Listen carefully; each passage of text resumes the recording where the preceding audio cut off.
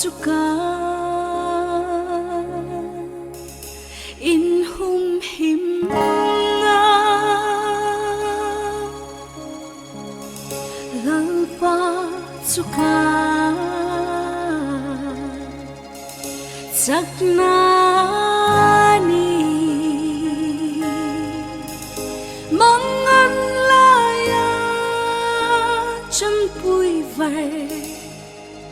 tu nai re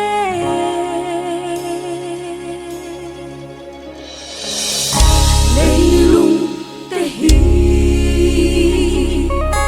lâu đăng lam mi lam te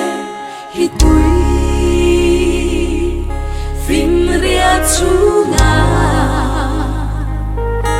lâu in son ma se la cầm lao lô va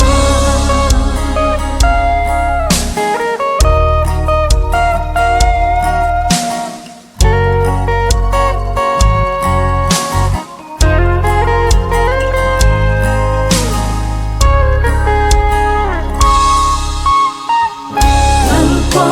chuka in hum him na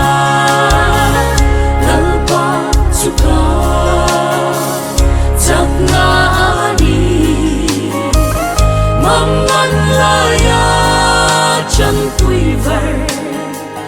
tu nói re lấy lung te hi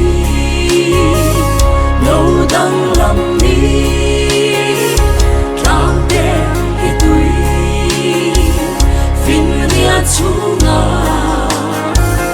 lâu in son ma se la cầm lao lô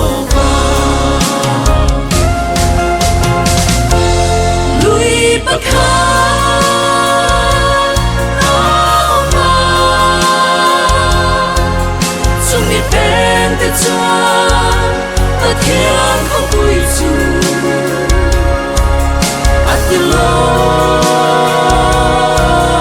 chi na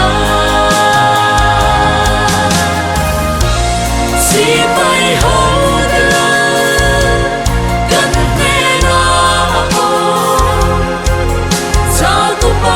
kia ta có tiếng song ani Ebenezer lal pan min tui ani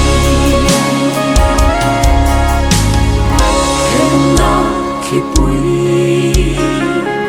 te lo tle i moi na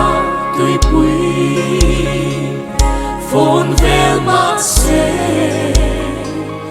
kan lao lo va